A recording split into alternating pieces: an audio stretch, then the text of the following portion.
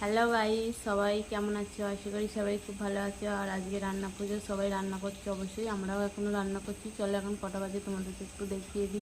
চলো, 4:30 বেজে গেছে আর আমাদের এখনও কুমড়ো রান্না হচ্ছে। আর এখানে মাছ ভাজা হয়ে গেছে, আর ওখানে হচ্ছে সব তরকারি হয়ে গেছে, ভাজাভুজি তরকারি সব হয়ে গেছে।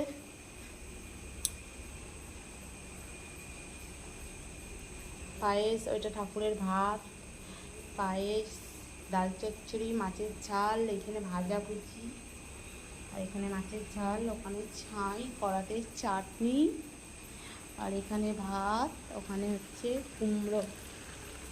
কুমড়ো এখনও বাকি আছে।